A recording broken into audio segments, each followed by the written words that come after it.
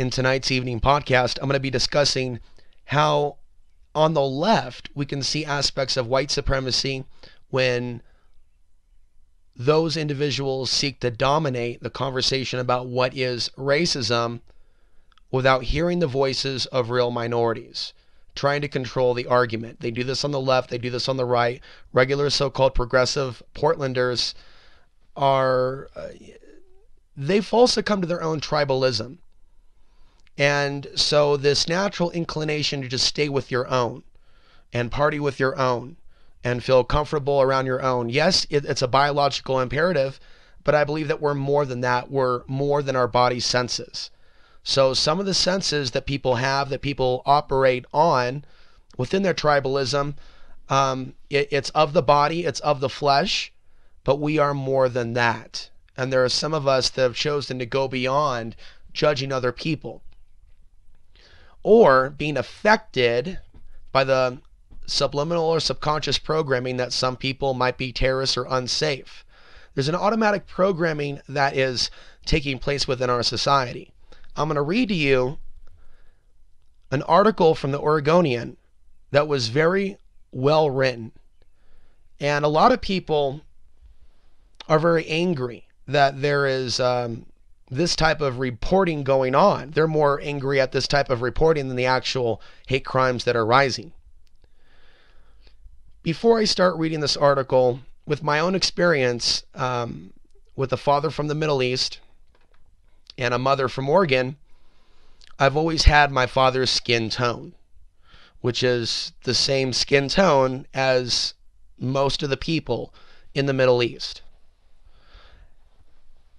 When you're in a society that's been programmed in the post 9/11 world, though, to have a sense of apprehension, and now with the so-called quote-unquote immigration crisis, I was even told in the past, I remember when the comment section was still, Alex, this is totally normal for women to feel afraid of you. Look at what's going on in Europe. As if I should go through the rest of my life looking over my shoulder. And we see things like this taking place, these acts of violence, and we see people making excuses for it. We also see a lack of understanding. We hear the term Islamophobia. What about discrimination against people that have a skin tone that for whatever reason is upsetting an aspect of white America? And it's not just hate attacks on Muslims. In the Pacific Northwest in Washington, there was a birthday party for a Native American 19-year-old. And someone came in with a big truck and ran him down, yelling racial slurs. There was someone that was attacked with either a machete or an axe in California. And there were also another spat of hate crimes at other restaurants in the Oregon area, at a few Middle Eastern restaurants. One of them was in Salem. When I have tried to communicate this to Portlanders and others, that there is something evil about our world at times. And communicating this to a primarily atheistic audience or people that are subscribing to a reality where those things don't exist. I've seen forms of supremacy in other people's, everything is just okay, you're being negative. And I've witnessed. And it's becoming more clear to me now. People prefer to watch people on YouTube and support people on YouTube that look like them. And there's something about me that obviously is different. And sometimes I'm called a Jew. I was actually called a dog human recently by a mentally ill person that was throwing a lot of comments uncontrollably, as if they're on some kind of an autopilot. There are people saying things now that weren't said years ago or even after 9/11. And there is this white denial that this white judgment is taking place. And the defensiveness now is so strong. If we, those of us that share our story, we're not saying racism against whites doesn't exist. We're not saying that all people are racist or white. I report on stories affecting people all over the globe. I've given a forecast for the future of a predominantly white part of America, that it could be dangerous one day when the you-know-what hits the fan. And so out of concern for the women, primarily white, that live in Portland, right? I put out the warning for about 10 years. There wasn't hate behind that. And there aren't other men involved in saying some things that I am, giving out those warnings. It's not popular. So I'll tell you, it was difficult for me to ascertain whether the strong dislike for me was my politics, my spiritual views, which were clearly there throughout all of the episodes, and discussing the idea of going beyond this matrix, never calling for a revolution, but some people were angry at me, even saw me as someone compromised, because I wasn't calling people to violence. And there's a lot of rhetoric in places like Portland and their so-called protest activist movement that talk is cheap, action breaks stuff. And so to understand white supremacy in Portland, you need to look closer at the protesters in addition to situations like this. They're looking in only one direction. You see a primarily dominated by white individuals at Antifa. And they supposedly are protecting the rights of minorities. That's not the Portland that I came from. That's not the Portland that I know.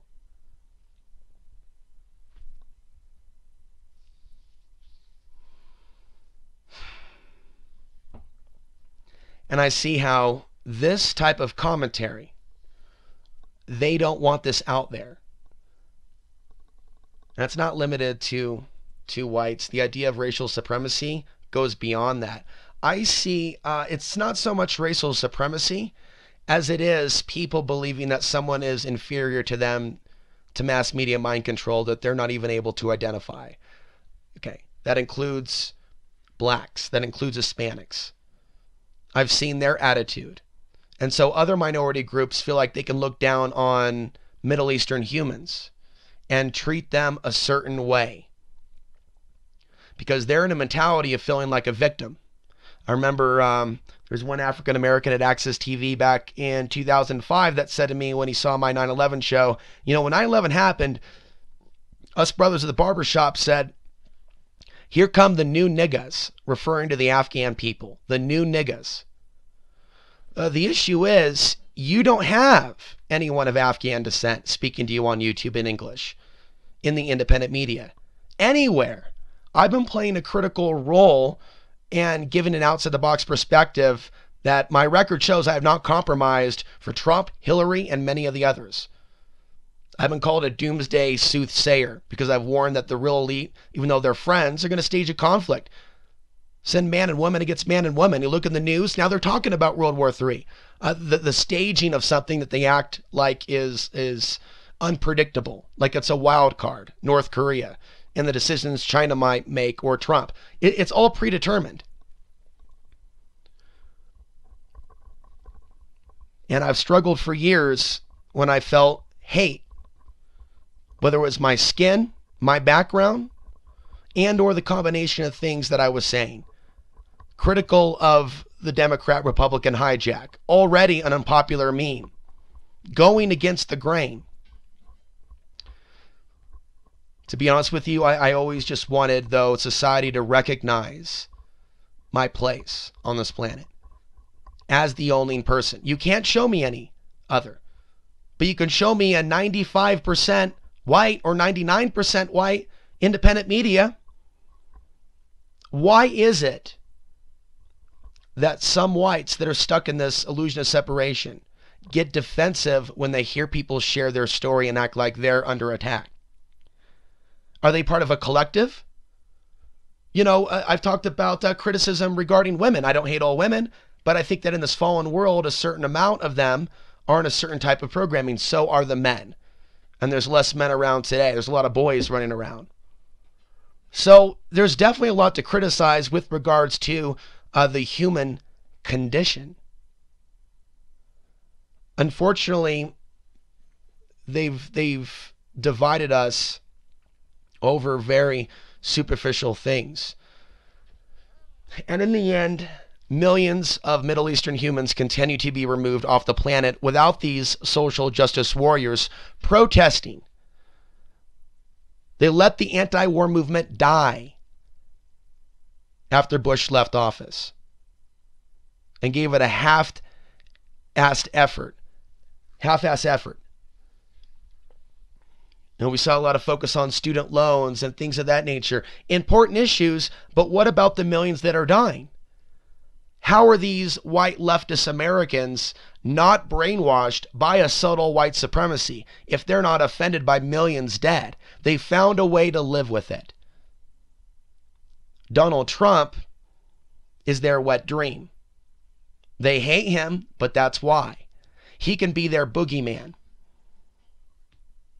He can be the bad man to blame the systemic racism in these areas that have historic problems. That's right, Donald Trump was involved in all of it throughout the 70s, the 80s, the 90s, and today. Look, Trump is obviously an establishment selection for the new world order. The problem is people are in denial of this type of a conspiracy. And conspiracy in general, conspiracy theory is being demonized, literally, especially 9/11 truthers. Why is that? Why is it that these white Americans on the left in cities like Portland have such an issue showing compassion in their everyday lives? What you actually see, and then we're going to go to the article, what you actually see is people coming together over anger. Let's riot, let's fight, let's call someone a fascist. I remember being called a fascist by a protester just by walking down the street not looking like them in 2003. Fascist. And I remember just baffled looking at my friend Gunnar at the time. I was just called a fascist. Does this person even know I'm half Middle Eastern? And probably more deeply affected emotionally. One day I will sit down and write my whole story out. I realize it needs to be told. But when we get into issues like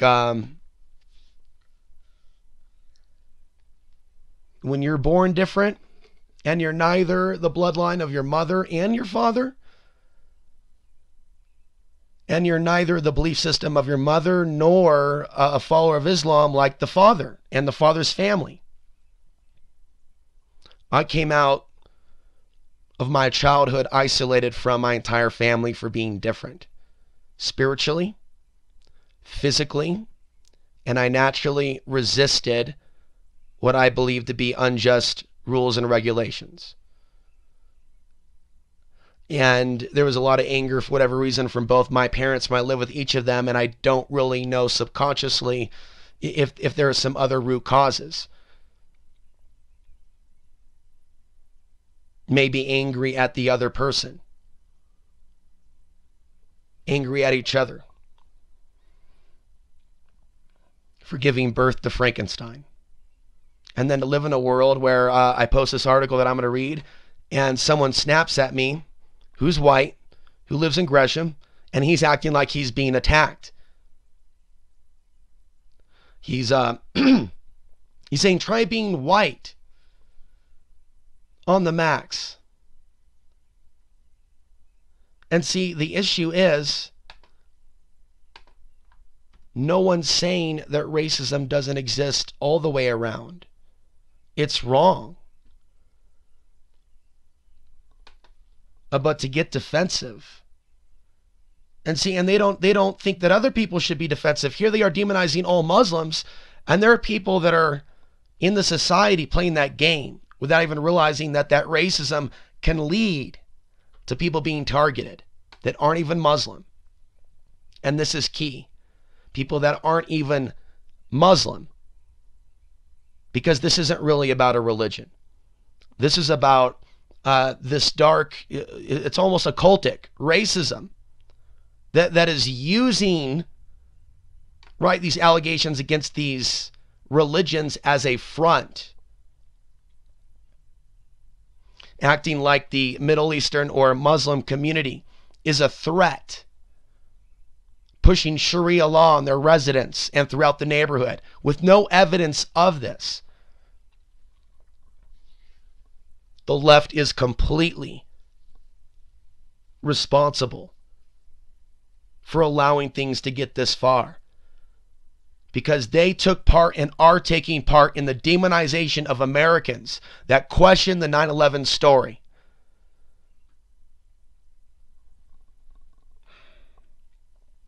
So I post this article that I thought was well written, and I'm going to read it.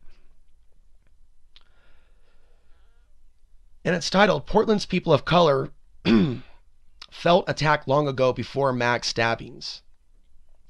Shalipa Josie and other people of color spent last weekend grieving after an extremist threatened teenage girls when in a hijab on a Max train before police say he stabbed 3 men, 2 fatally. By Monday, 3 days after the attack, someone had crossed out Black Lives Matter on the memorial, replacing it with All Lives Matter.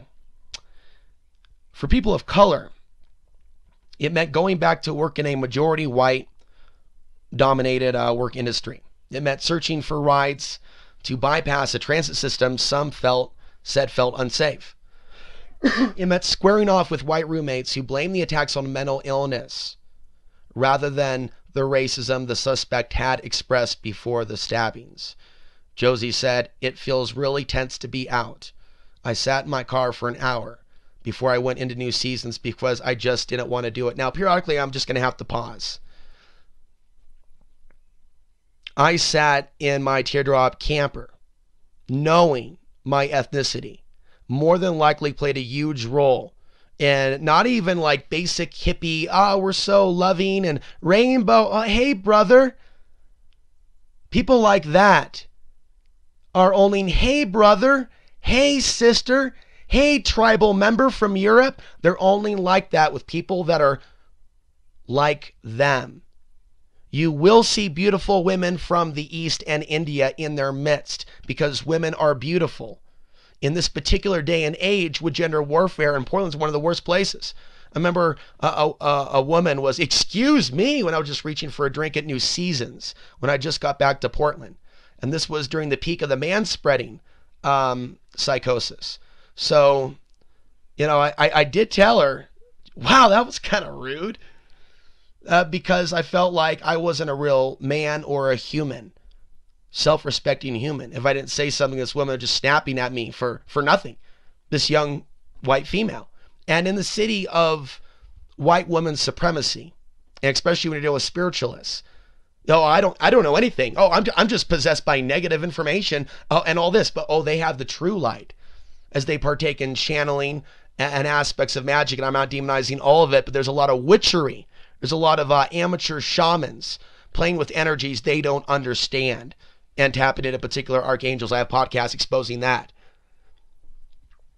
So I identify that to be white woman supremacy.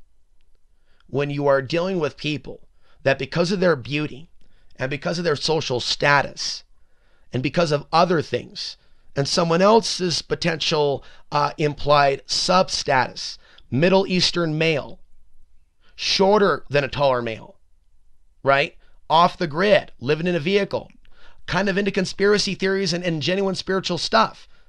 You add all that together and it's almost untouchable, like a new untouchable class for the new socially engineered humans that falsely believe that they are open, that they are free, that they are progressive, that they are evolving, that they are healthy men and women that are different than those on the far right. The far right and what they're doing and the things that are coming out in the open. And now we can point at them. It's all their fault. How do people end up radicalized over time? They're told over and over by the media that the Muslims are the enemy. Where was the left during Obama? And to be compassionate to real minorities like myself that have never repeated the corporate talking points.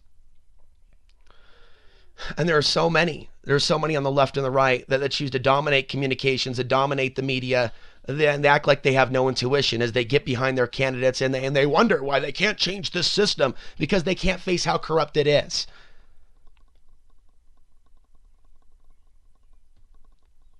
Because they can't face the conspiracy that things like 9/11 have been engineered to turn the world against several countries in the Middle East. And as this nation acts like it cares Black Lives Matter, it won't say Afghan Iraqi lives matter. And if anything, it'll say Iraqi lives matter and others before people mention Afghanistan because of this 9/11 connotation. That is white supremacy. All this bully behavior. Millions of people died over this official story of 19 Arab hijackers, which, according to the official story, came from Saudi Arabia. Yet there's a genocide going on of the Afghan people. And I, of the only man of Afghan descent in the alternative media, living with fear on a daily basis of the future, yet having faith in God in the same time, and not one of the traditional religions.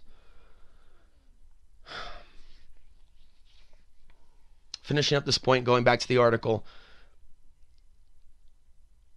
who are these white people to say that people like myself that have different bloodlines are inferior or don't have something worth listening to, don't have an intuition, don't have a unique perspective because of our genetic diversity? Where is that type of appreciation from anyone on the left? I see this photograph of a woman in Portland smiling, touching her forehead to that of a Muslim girl with a hijab who doesn't really look that relaxed, but more like, geez, aren't you kind of putting on a show? And the woman's putting on a show. And if they do that, they'll do that with a woman, not with a man. Because the male Middle Eastern has been demonized to many that have been radicalized on the internet as a rapist. They put all this focus, you're being invaded by Islam. They're coming to rape you. And then people just associate now skin tone with Muslim, with rape.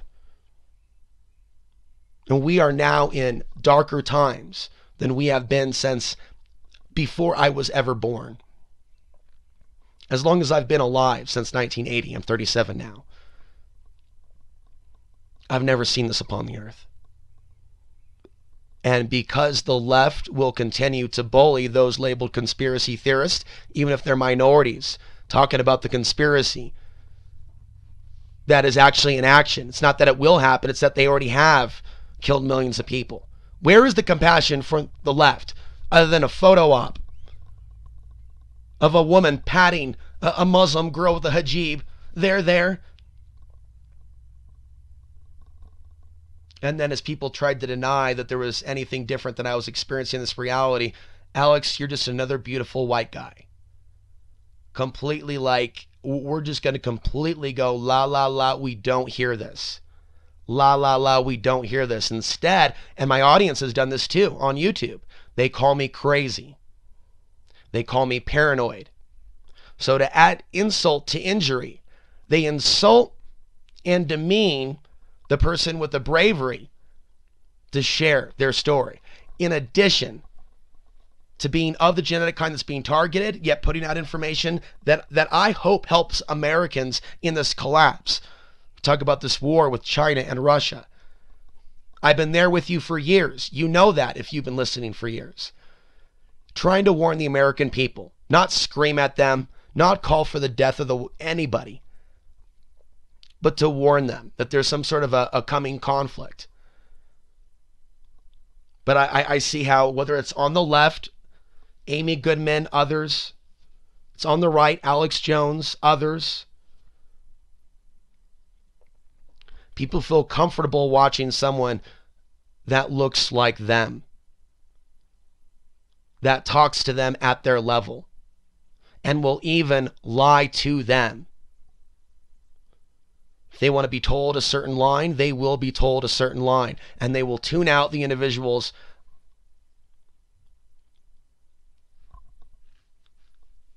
that are sharing their own truth but not whitewashing the message so it doesn't offend. So going back to the article, it continues, for minorities in the metro area, the Memorial Day holiday was the traumatic climax in a year of mounting tension. A white extremist bore down on an African-American girl and an Arab-American girl. Okay, I already covered that. Okay. Only 9 months ago, police said a white supremacist chased down and killed a black teenager in Gresham. 2 weeks later, a white cyclist attacked a black family in northeast Portland with bear spray. A 2-year-old boy was so badly burned, doctors had to sedate him to wash away the oils.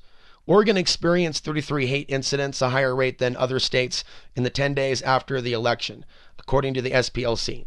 The Oregonian has tracked another 20 reports of racial harassment online. Pause. The SPLC has also been demonizing people in the independent media. And so we have a massive psyops going on where the media, which is, pushed all these lies about Muslims, that has helped in the radicalization, in addition to the fake news about the fake Sharia law invasion. And so the SPLC doesn't look in those directions.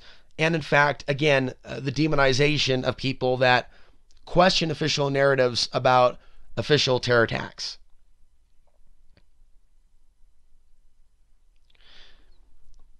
Most often, they said, it is regular life, the comments that go unreported, that makes Portland feel unsafe. It is the police that follow black men's cars too close, the bus riders who tug at Muslim women's hijabs. It's even the white chefs who popularized the food immigrants grew up eating, but, and their classmates, a typo here, mocked a form of cultural appropriation. Pause. This is like hitting chords with me to where, I felt like I need to be writing more of this stuff and not just doing videos. But it's like there are aspects of this culture, white culture, Portlandia, that loves the Lebanese cuisine, that loves to put the Indian dot on the hot hippie chick's belly and her forehead, dance around. When a lot of people also, it's about sexuality. People are attracted to each other. So there could be women that are attracted to Middle Eastern men, but not those that are going against the grain. Okay, so there are obviously plenty of aspects of what people call it's really multiracial dating, not multiculturalism, because you have people from the same culture. So that makes no sense. And so there are people out there that do prefer to be with different people from different parts of the world. But sometimes it's just a sexual thing for Craigslist. Not really an Afghani you would take home to meet mom. Or a black guy. There's a lot of carnalism out there. There's a lot of people loving the food that they're eating and smells and other pleasures. That's not the same thing as having a spiritual experience. And caring for the one that you're with sexually. There's a lot of people that'll be with someone sexually before they connect their hearts with them. And respect the divine masculine, feminine within. And I know what it's like to be never respected on that level by many of the people that I've bedded down with. And it's taught me a lot of things about this world. Carnalism. Women learn about men. Some of us that are a little perceptive, we learn about the real level of consciousness that most of the women are at on this planet. And it's not one that is nurturing to the person that's been traumatized by war coverage, by stories of Afghans being raped and murdered. This is not a society in which those female nurturers exist. Not in my life, not in the past. Because it's too much for those women to handle, that level of pain. And why is that? And why would it seem so different? Why would it seem like it's just my pain and their pain? And why wouldn't it be their pain? Why wouldn't those women also see those Afghans as a part of the human race? So, continuing on, coughing here briefly. So, going back to the person that they're quoting, which is, we'll call him Neil. He is a Portland State University graduate who is ethnically East Indian and grew up in Kenya. He says that those big and small encounters have left people of color feeling that the liberal, welcoming Portland that they dreamed about might not actually exist for them. Quote, when I encounter white individuals who moved here, they have these beautiful narratives of how they found a home here. This is really key. How welcoming everyone is. They're so happy. They never intend to move again. But myself and other people of color, we have not had that kind of reception or the day-to-day experiences that say, this is your community. This is not our place. And ultimately, this has to be the reason, in conjunction with my activism, why, despite the fact that I was known for 10 years in Portland through the TV show, that coming back with nothing but a vehicle, that I wasn't trusted enough to even park in someone's driveway, to use someone's bathroom, to be able to have a shower. Was there this sense of being extra dirty.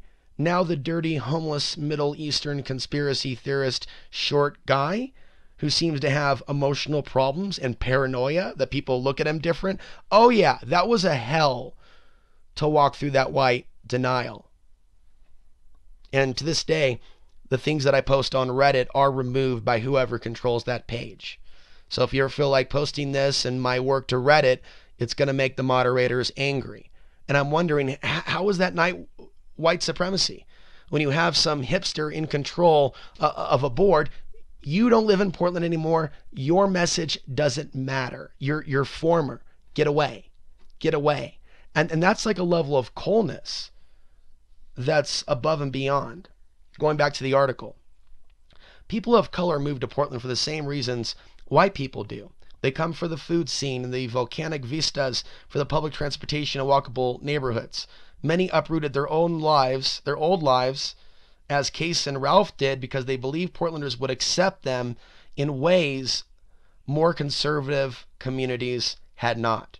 Ralph, an engineering student at PSU, said he never felt harassed as a black person growing up in Texas. As a transgender man, though, he feels fears for his life in the South.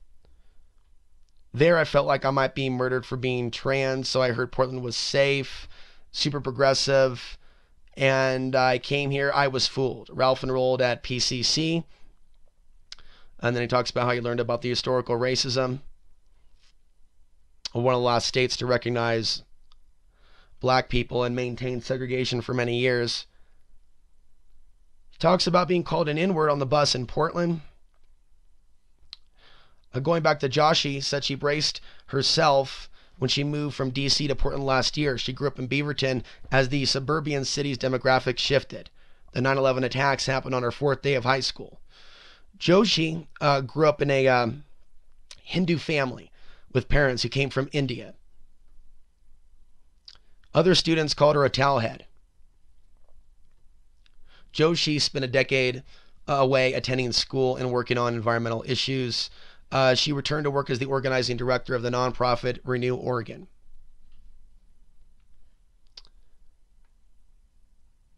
The success of white-owned ethnic restaurants has felt particularly invalidating, Joshi said. Southeast Asians have toiled around the metro area, but their restaurants haven't received the same investments or media attention that white-owned spots have. White chefs don't understand how cooking others' food is hurtful, Joshi said, because they don't take time to listen to the immigrants whose culture they're co-opting. This article is really well written. No doubt this is going to make a lot of people angry listening that'll be a part of the thumb down crowd. And it feels so good to speak my truth, as painful as it is. It feels necessary. Continuing on, Josie said, because Portland is so white, white people get away with not having anyone check them. The only feedback loop they have is other whites' experiences, which creates a echo chamber of whiteness. And I'm still meeting people today, women today, that don't know that Middle Eastern humans, men, are being demonized as potential rapists. I mean, this is massive psychological warfare. And there are people acting like I shouldn't be affected by this, that I shouldn't speak of this, that I should act like this is normal, that I should hate myself.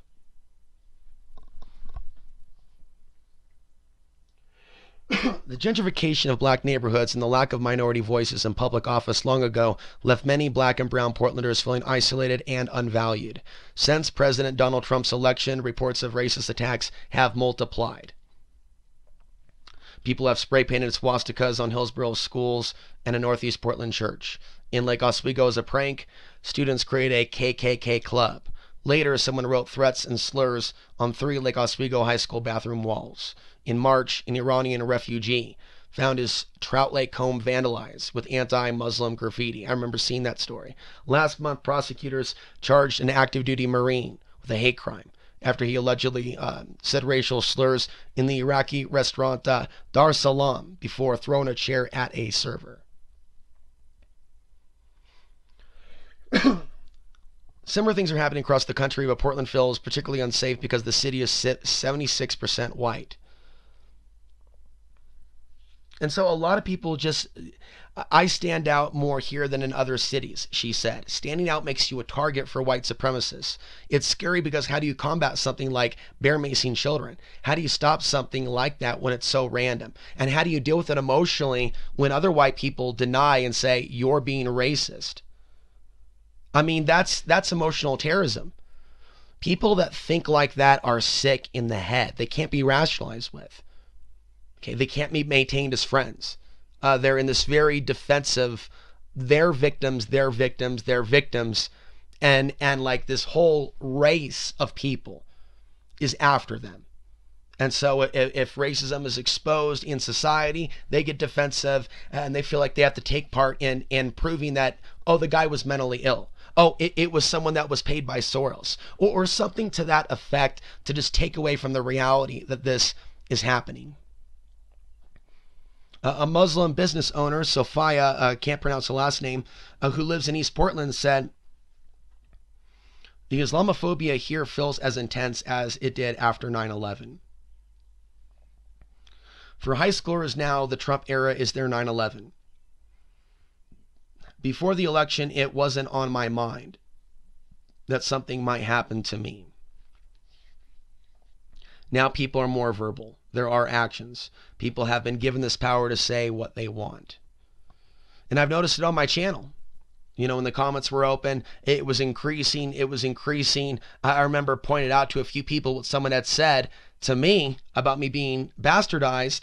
I saw a few people come to my aid. A few people were horrified by it. It was like it didn't even happen. And it was right there in the comment section. And it was then right there at that time that I knew that was the time to forever close my comment section. As we go into this, there are very few of my audience members that are empathetic. That message me to let me know they have empathy, especially regarding the issues with the millions dead. They can't do it. They can't do it. They won't do it. It's not in them. It's only in a very small handful. And they can be counted on one hand over the course of a year. And I'm not lying to you.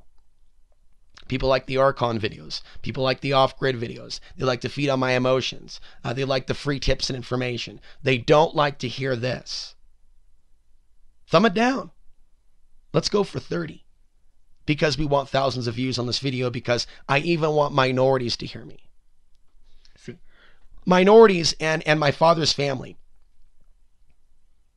Because I'm not a Muslim, because I was raised my whole life in an American culture. And I never learned to speak their language. I was considered an untouchable to them, and I resisted my father's abuse. So I've gone through this society without even a tribe to retreat to, because I am a non-Muslim, because I have rejected aspects of their culture. And aspects of their culture that I've rejected at the top is obeying whatever the father desires, allowing the father to abuse, allowing the father to hurt. And I didn't let my father do that. I pushed back. He saw me as Americanized. They called me Americanized. He blamed my mother, saw me as poisoned by my white American mother. And it really hurt. And it hurts to this day. To know that for some reason, because of the cultural differences and because I'm not a Muslim, that my content does not reach the colored world. And I wish it did, because the energy feels conflicting with you. I'm sharing something very profound, but it's hitting a predominantly white audience because that's the majority of the population. You're not being distinguished. There is no white genocide. If there was white genocide, there would be a large number of minorities and people of color listening to this YouTube channel. The vibe I get is 1 out of 4 of you has empathy for what I'm saying. And the rest, it's like I'm upsetting some sort of programming, which is why I'm working to continue to expand these videos and other things to shed my audience and then build and build and build. Someone unsubscribes, 10 more subscribe that do have empathy, that do respect the message that's being sent. Going back to the article, is a woman who wears a hijab. Kanareth said some days are downright scary. She said a car stalked her through the Clackamas Town Center parking lot recently with the driver gunning the engine next to her. And my response to that is I'm really jumpy with vehicles that rev their vehicle, people that rev their vehicle up outside my tiny home, which is near a main road. And when I met one of the neighbors down the way, he and his friend were joking about eating and raping Iranians. They also say a lot of other outrageous things, screaming the N-word, and yelling about Jews, and a lot of other sick things. And so those are my neighbors. And I stopped hanging out with them. I didn't want to, I wasn't really hanging out with them before. And they were screaming some really crazy stuff at the tiny home for about a few weeks after that. And I think that they were attempting to shake me up because I think they may have suspected, oh, maybe we insulted his race or something. I'm obviously tan, and I'm especially tan in the summer. I'll never forget Bob Tuskin, friend of Mark Passio, asking a really inappropriate question to me at the Free Your Mind conference. Alex, why are you so tan? And feeling how strange that question really was.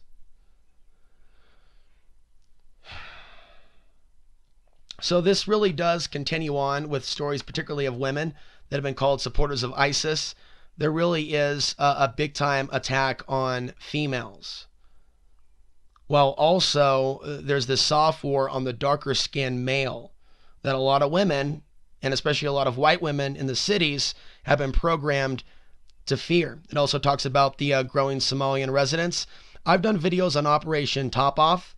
I would recommend that you take a look at that. There is a potential for a Muslim false flag on June 22nd if Operation Blackjack happens to go live. And I talk about what it is, the comic book strip, the predictive programming. They talk about a Muslim false flag in multiple cities, including Portland, in conjunction with World War III.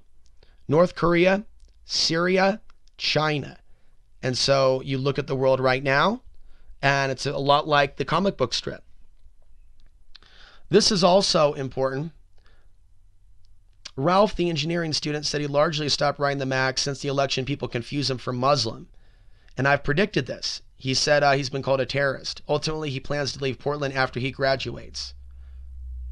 So I would really hope that minorities that do find my work, I've talked about how my family has judged me for simply being a non-Muslim.